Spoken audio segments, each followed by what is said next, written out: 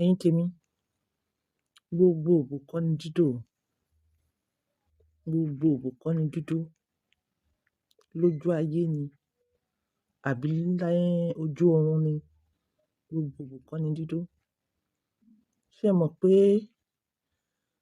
like tẹ bá wà ní community kan, àbí kẹ wà ní environment kan, ṣé ẹ mọ̀ pé ó máa ń wu àwọn obìnrin míì, ẹ kàn lè wo àwọn obìnrin míì.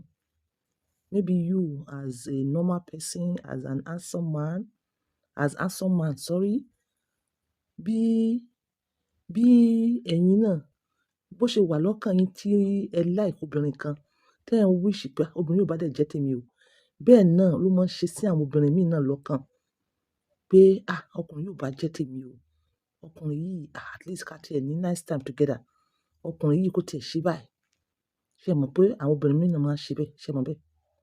Ṣé ẹ mọ̀ pé àwọn obìnrin lè bewitch yín even without going to any native doctor?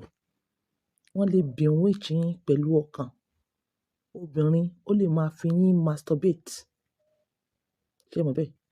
Tí obìnrin bá wá fi yín masturbate, ó ń bewitch yín nìyẹn. Obìnrin ń bewitch yín. Àbí kóbìnrin tó bá tiẹ̀ fi yín masturbate, kó kàn mọ imagine pé, ọkùnrin yìí mo dẹ̀ like ẹ, kó tiẹ̀ ṣe báyìí, kó tiẹ̀ fọwọ́ kàn mí, kó tiẹ̀ máa fẹ́ mi. Wọ́n kàn máa imagine. Àwọn nìkan, yes, àwọn obìnrin míì, àwọn nìkan lè wà. Kọ́n dẹ̀ máa imagine ìwọ. You are not even thinking about them. Kọ́n dẹ̀ máa imagine bí pé you are their husband. Do you know that in the spiritual world, ó ń bewitch ẹ nìyẹn. Ó ń bewitch ẹ nìyẹn. And if care is not taken, ìwọ gan wà bẹ̀rẹ̀ sí ní lálàrú àwọn èèyàn yẹn bí pé ẹ ní ìbásùn papọ̀.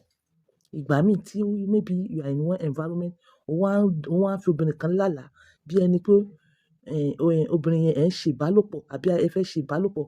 Obìnrin yẹn in her own mind, ó ń bewitch ẹ ni in some cases, in not all cases, in some cases. Tí ó bá wá di pé ẹ bá wá bára yín sùn, you understand? Tí ẹ bá bára yín sùn nínú ní ojú àlá yẹn fún àwọn tó kì í gbàdúrà. Tí ẹ bá bára yín sùn, tó mọ̀ pé tó bá wá gbádùn irú ìbálòpọ̀ bẹ́ẹ̀, o lè lọ toast obìnrin yẹn lójú ayé. Obìnrin, yes, o lè lọ toast ẹ lójú ayé. You think you are the one that made the first move. You weren't the one that made the first move. Òun ló make the first move by bewitching you spiritually. And ìgbà míì irú àwọn set of people yìí, ìbálòpọ̀ wọn ó lè mú ìfàsẹ́yìn fún ẹ even lójú wọn. O bá sùn lójú ayé o kàn bá sùn lójú wọn ni. Ó lè sọ ìrìn àjò rẹ ọlọ́jọ́ kan, ó lè sọ dọdún mẹ́wàá ní àwọn obìnrin míì. So wá rí pé this kind of ìbálòpọ̀, you don't have power over it. Kò kí ń ṣe pé physical one tó pé I can easily reject. Èèyàn tó wà báyìí pé òun fẹ́ dípò tó wà bá sùn ní physically, àbí èèyàn tí wò lọ bá dípò tó wà bá sùn physically, ojú ọ̀run ni. So therefore, irú ìbálòpọ̀ báyìí, you have to guide yourself against it. Gbogbo òbò kọ́ ni dídò lójú ọ̀run àti lójú ayé. Ọlọ́run má jẹ́ ká dó òbò tó jẹ́ pé ó máa sọ ìrìn àjò wa ọlọ́jọ́ kan, á wá sọ dọdún mẹ́wàá. Ìbálòpọ̀ làwọn kan ṣe tó jẹ́ pé wọ́n fi wà níbi tí wọ́n wà lénìí. Ibi tí wọ́n wà lénìí kì í ṣe ibi tó yẹ kí wọ́n wà. Ibi tí wọ́n wà lénìí ó ti fà wọ́n sẹ́yìn gidi gan. Ọlọ́run má jẹ́ ká ṣẹ̀ṣẹ̀ gbé. Fún ìdí èyí, ẹ need láti wà careful. Ẹ need láti máa múra spiritual kalẹ̀. Let me tell you, your physical is what will happen in your spiritual. Tí wọ́n bá wà prayerful, very prayerful, ó máa show nínú spiritual world ẹ, nínú ojú ọ̀run. Bákan náà, tí wọ́n bá jẹ́ aláàánú, tó ń ṣoore, tó ń ṣe dáadáa, ó máa reflect ẹ. Ó máa reflect sí ẹ lójú ọ̀run. Àwọn nǹkan burúkú mi tó yẹ kó ṣẹlẹ̀ sí ẹ kò ní ṣẹlẹ̀ sí ẹ. Èmi ọlọ́gbọ́n ni mò ń bá wí lénìí o. Ọlọ́gbọ́n ni mò ń bá wí lénìí. Kí lẹ wá lè ṣe ní physically? Òun náà ni pé àdúà. Àdúà. Kí wá ni àdúà rẹ máa entails? Yes, ó dáa ká ṣe salat, ká kírun márààrún. Ó dáa bákan náà ká lọ church. Bẹ́ẹ̀ nígbà tó lọ church kí ni ìwọ ń bọ́ Ọlọ́run sọ? Nígbà tó ń kírun kí ló ń bọ́ Ọlọ́run sọ? Ṣé wàá kàn kírun lásán wàá dìde? Tí ìwọ bá fẹ́ sùn, kí ni ìwọ ń bọ́ Ọlọ́run sọ? Kí ló ń bẹ́lẹ́dàá rẹ sọ kó tó sùn? Ṣé ìwọ kàn sùn bẹ́ẹ̀ yẹn? O fẹ́ sùn, ìwọ mọ̀ pé ohun tó fẹ́ sùn yẹn, spiritual world ló fẹ́ wọ̀ yẹn, wàá kàn wàá sùn bẹ́ẹ̀. Ó yẹ sùn bẹ́ẹ̀. Ó yẹ kàn sùn bẹ́ẹ̀. So kí ni irú àwọn nǹkan tí wàá mọ̀ sọ tó bá fẹ́ sùn àbí tó bá ń ṣe salat àbí tó bá wà ní church tó bá sọ pé àsìkò àdúrà yá, mọ̀ sọ wípé Ọlọ́run gbé mi lékè ìbálòpọ̀ burúkú lójú oorun. Mi ò ṣe ìbálòpọ̀ wèrè lójú ayé. Ọlọ́run gbé mi lékè ìbálòpọ̀. Mi ò fẹ́ ìbálòpọ̀ lójú oorun. Mi ò fẹ́ ìbálòpọ̀ lójú oorun.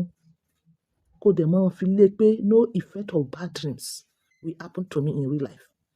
Tá bá sùn, a lè mú kúrò pátápátá pé ká mọ́ làálàá. Wà á wá ṣàdúrà yẹn mọ̀ pé no effect of bad dreams. Mi mọ̀ bí màá ṣe sọ yín ní èdè Yorùbá. No effect of bad dreams will happen to me in real life.